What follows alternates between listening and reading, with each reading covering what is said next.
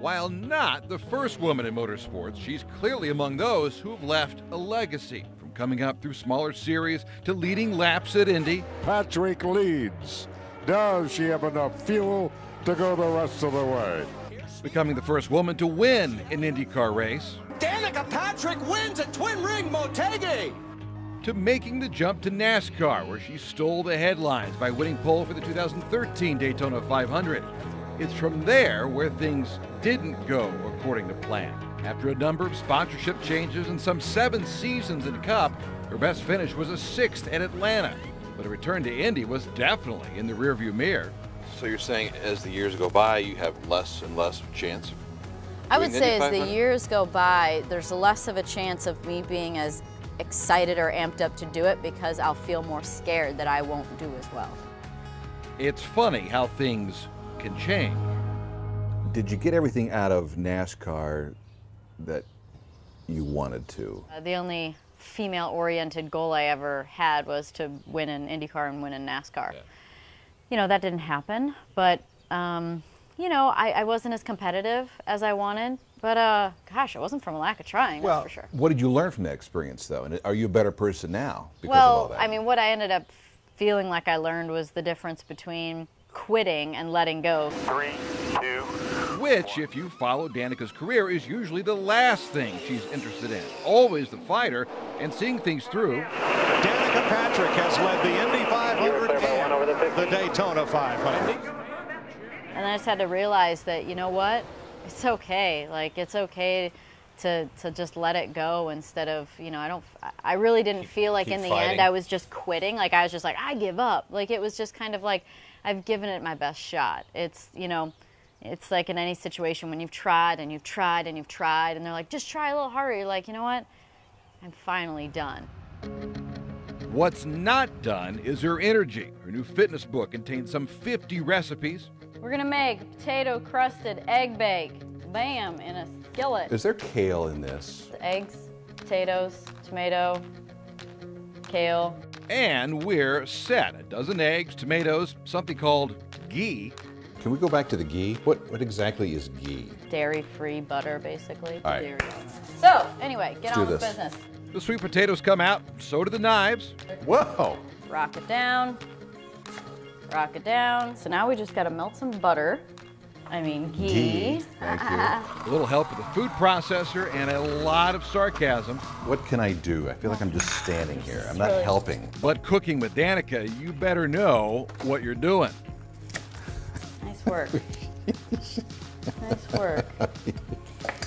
Yeah, you're doing great. Don't crack them on the corner, though, or else you get shells inside. I am a perfect egg cracker, okay?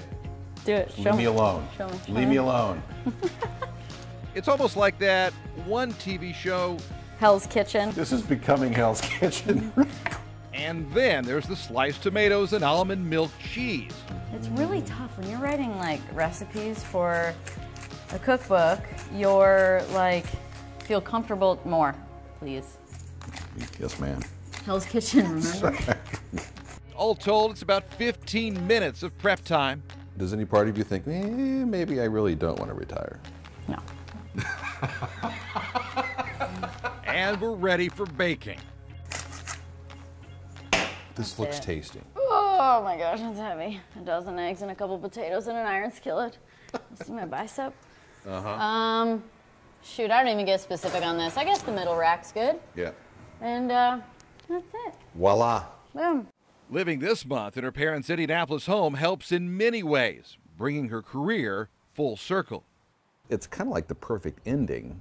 Well, I can tell you what the perfect ending would be. It could be better, yeah. I can tell you what the perfect ending would be.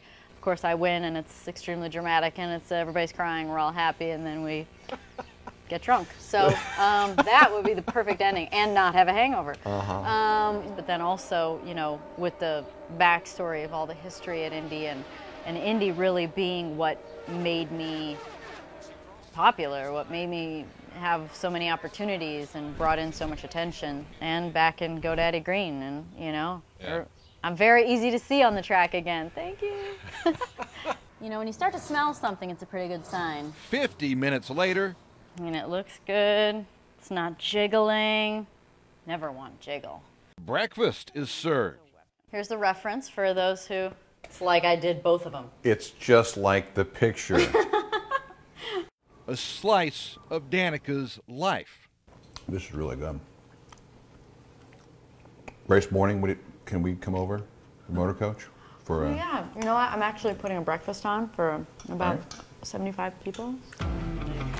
Sarcasm and all, from fitness to a clothing line, and we didn't mention her Somnium winemaking in Napa. I'm relatively young still. I was going to say, you're still young. This, I mean, who knows where this is going to go, right? There's no plan, or is there a plan? No, there isn't, and that's what, you know, people would say that to me about these other businesses, and that all really popped up in the last couple of years, and they're like, was this your backup plan? I'm like, I don't need a backup plan, but they just happen because they're you know, passions of mine, and I, you know, really enjoy doing them, and then they just kind of manifested into businesses.